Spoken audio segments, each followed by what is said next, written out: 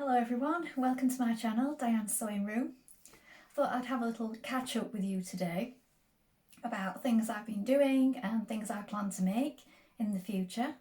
So I've been busy working this week, so I do have makes that I make for work all the time, which I can't share here. So I like to share my other sewing projects, and something that I've done this week is I've revamped my bathroom blind. So I'm going to show you that in a minute. Now, I haven't done a process video or anything like that about it because it's just really basic and it's really easy to do, so there's not many steps. I've done it 3 times now, so we've been in this house about 15 years, I think, and we put the blind up when we first moved in, but because it's a bathroom, after a number of years, no matter how many times you clean it, it just didn't look its best.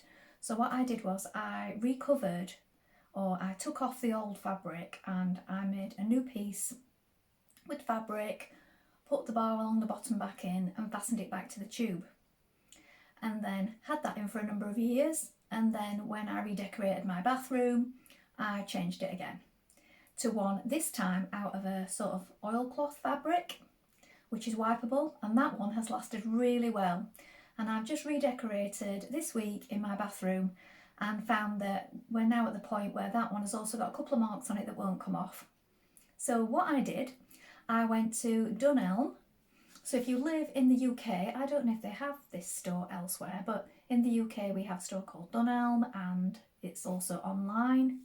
So they sell fabrics at some stores, not all of them now, because our local one, they've stopped doing most fabrics, but they do have this sort of oilcloth PVC fabric for tablecloth coverings, and they also sell tablecloths. So I had a look, didn't find any that I really liked on the roll, but I did find a nice big piece which was a large tablecloth, and they did 2 sizes and it worked out really good value. So what I did, I bought the tablecloth and I've taken my blind down again and used the piece from last time as a template. Just quickly cut out the shape, and all you need to do with this, because it's sort of vinyl PVC material, is just cut straight up the sides and you don't need to hem it. And just made a channel at the bottom to put the bar back in for the bottom of the roller blind. And then we've stapled it to the tube again. And this is really good because it means you don't need to take your brackets down each time you revamp your blind. You just need to recover it or replace the fabric and then pop it back up. And it was really quick, so I just sewed a channel, popped it back in, secured each end so it doesn't keep coming out, and stapled it to the tube. And I will show you that now, what I've done, and I'm really happy with it. And I think it cost £16 for the fabric. There's quite a lot left over as well, so for the fabric tablecloth. So I'll show you that now. So here it is. It's quite a dark day today, so I probably don't look very clear, do I? So here's my blind. So just take that down to show you. So this was a tablecloth. I really like this pattern because I've seen it before on sort of a floor covering and also on floor tiles, so I really liked it. There it is. And another frugal thing that I did this week that I'm really happy with is I got these postcards from Anglesey a year ago, and also I got the frames from a charity shop, and I've just mounted them on some purple card and added those when I redecorated as well. So I just thought I'd share that because I'm really pleased with how those turned out, and I think the postcards were 30p each and the frames were £2 each from the charity shop.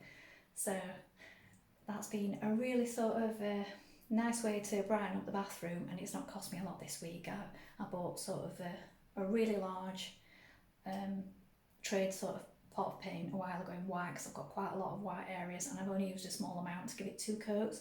I've got loads left for when I touch up other areas of the house as well, so I'm really pleased with that. So I hope you could see that clearly. I'll have to check that in a minute when I look back and edit through this, but this is the fabric, and as you can see I've got quite a big piece left. Now we do have a caravan, so I could even use this in the caravan on the table. So I've still got enough left.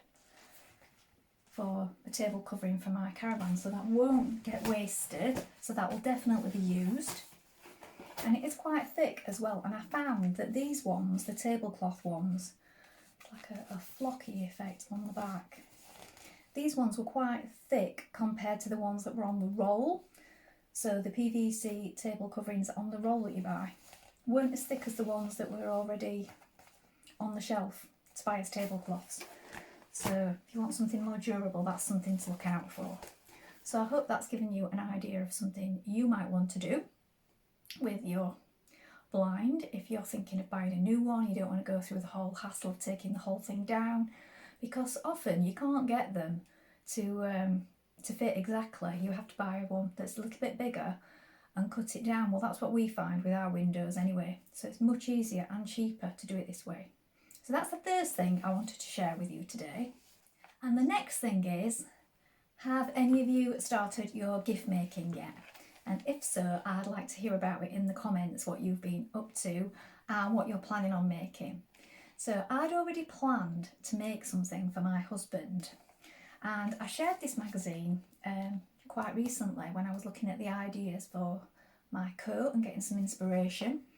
So this one is from December 2020, and when I had it out, having a look through it, I did spot a sweatshirt hoodie that I wanted to make for my husband. So it's got all papers in it where I've marked it, and I just really liked this hoodie.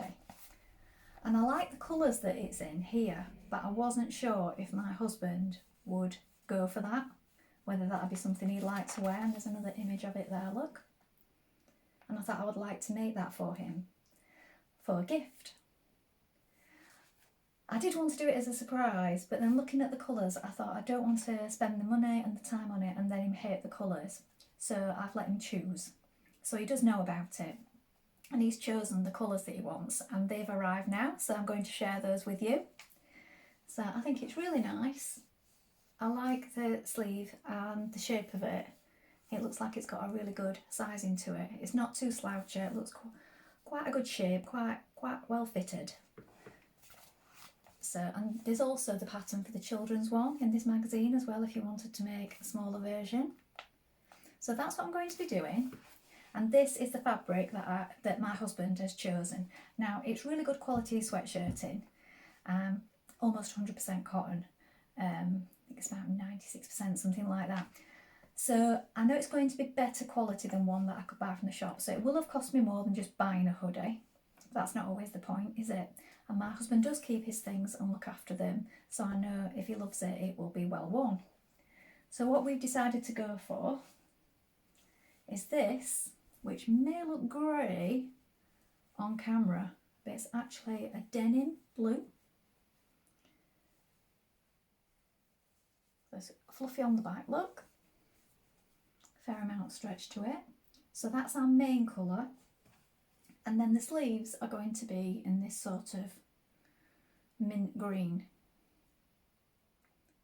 So those are the colours that he's gone for. I'll hold that up again so you can see. And when I make that, I am going to be showing you how I cut out the bird pattern, just in case any of you want to see that process. So I'll be cutting out the bird pattern in another video for the making of this, and I will do something of a sew along to go with it as well. So that's my first thing that I'm going to be making as a gift. And then also on the next page, they've got just a plain sweatshirt here. Now I think both my grown-up sons would like this one. So they've got quite a lot of hoodies already. And this sort of nice plain one might be nice for them for work. So I think I'm also going to make that for my boys as well. So looking back through this magazine has already thrown up a few gifts that I'd like to make. There's a few other things in as well, like stockings and other Christmas gifts in this one, because of the time of year when this one came out.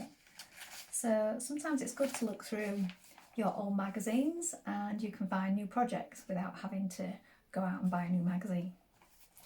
So that's the next thing I'm planning on making. Now, a family member of mine, my sister-in-law, is doing a craft show or a craft fair in her hometown soon, and she's doing that to raise money for a good cause. And she's asked a few of us if we could donate gifts because she's going to be doing a raffle to raise money. So I'm donating one of my handmade bags, and then another family member has got some things that they want to donate. So I've got that all parcelled up. So that's a wintry one of my bags from my shop, Green Lady Co. So I've parcelled that up for her. So that's making its way to her this month so that she can put that in the raffle. Now, I have been waiting patiently this week for my lining for my coat that I made because, as I mentioned, I want to line my coat so that it's completely finished. Now, I ordered it at the beginning of the week and it's still not arrived, so I'm waiting for that, and as soon as that arrives I will be making a video on how to line this particular coat that I've made. So the option that I went for is called Cadbury Purple.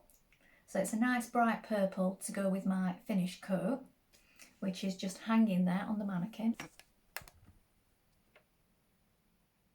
There it is, waiting to be finished.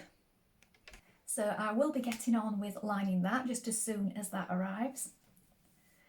Something else that I need to look at, and I have had a bit of a sort out recently, so I changed around, and I know a lot of people do.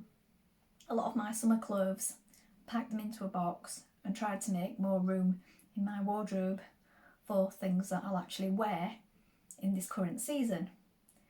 Now, oddly, even though I took loads of things out, the wardrobe still seemed to be crammed full. I don't know if anybody else has found that. Sometimes it's as though the clothes just all breathed out a sigh of relief and still filled all the space. I still do find that I reach, as many of us do, for the same items of clothing, and they tend to be things that are easy to wear and also comfortable. So this one that I'm wearing now, I love this top. It is so super soft and really comfortable, and also quite warm. It's like quite dark and damp and cold today, and it's just really comfy to wear. So it's one that I reach for a lot. And so things like this need to be easily accessible in our wardrobes. So I need to have a little look through and be really quite ruthless and thinking about what needs to stay in there, what is getting worn often, and what needs to be sort of restyled and remade into something that I will wear. So I'm not talking about throwing away or waste. Anything that I feel I won't do anything with, I would pass on to the charity shop. But mostly what I like to do is have a look at my clothes, and if I do still love the fabric, what I will do is I will fold them up and I will put them in my drawers in my sewing room, and then have another look at them with fresh eyes later on. I'll have another look through my patterns and my magazines, and wherever possible I will try and make them into something new. So that's what I'll be doing in the coming months, or in the coming month. I'm going to have a good look and a think and sit and plan and decide what can be refashioned. So quite often we go out and think, what can we buy from the charity shop, or what can we buy to do a refashion or an upcycle on, when actually we've got lots of things already that we're probably not wearing, and the fabric is probably really good. We just need to have another look at it. So that's what I'm going to be doing with a few of my clothes. And I've got one item in particular that's already sprung to mind, which is another jersey item. So this is cotton jersey, what I'm wearing. And I have a really beautiful straight fitted red dress. But it hardly ever gets worn because it is quite dressy. It's snug, it's meant to be that way, but that also means that it's not something I'd wear day to day. I don't go out very often, so it just means it sits in my wardrobe, and I love the fabric. So I'm already thinking I'm going to make that into a top. So that'll just be a case of shortening it. Now, the sleeves are 3/4. If there is enough at the bottom, I might change the sleeves as well to make them full length. I may even change the front and the neckline a little bit as well, because it is a low scoop and we're now in autumn coming up for winter, and I want to be able to wear it. We have a longer season here in the UK of colder months than we do of warm months, so I want to be able to wear things for longer. So that's my first item that I've identified, and I will share that with you.